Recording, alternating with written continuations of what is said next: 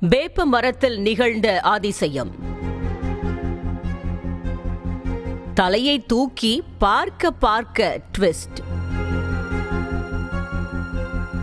வாங்க விரிவா பார்க்கலாம். தர்மபுரி பாலக்கோடு சாலையில் உள்ள சவுளூர் கிராமத்தில் விவசாயி செல்வம் என்பவருடைய நிலத்தில் அமைந்துள்ளது பழமையான வேப்ப மரம். இந்த வேப்ப மரத்தில் தான் அதிசயம் நிகழ்ந்ததா சொல்லப்படுகிறது. இது குறித்து அங்குள்ள மக்கள் கூறுகையில், கடந்த சில தினங்களாக பால் வடிந்து வருவதாகவும், நாங்கள் வேப்ப மரத்திற்கு செவ்வாடை அணிவித்து தினம்தோறும் பயபக்தியுடன் பூஜை செய்து மரத்தை சுற்றி வலம் வந்து வழிபாடு நடத்தி வருவதாகவும் தெரிவித்தனர்.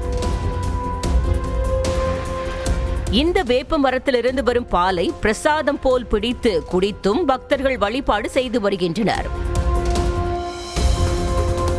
இந்நிகழ்வு அப்பகுதி மக்களிடம் ஆச்சரியத்தையும் அதிசயத்தையும் ஏற்படுத்தியுள்ளது. செய்திகளை உடனுக்குடனும் துல்லியமாகவும் தெரிந்து கொள்ள சப்ஸ்கிரைப் பண்ணுங்க.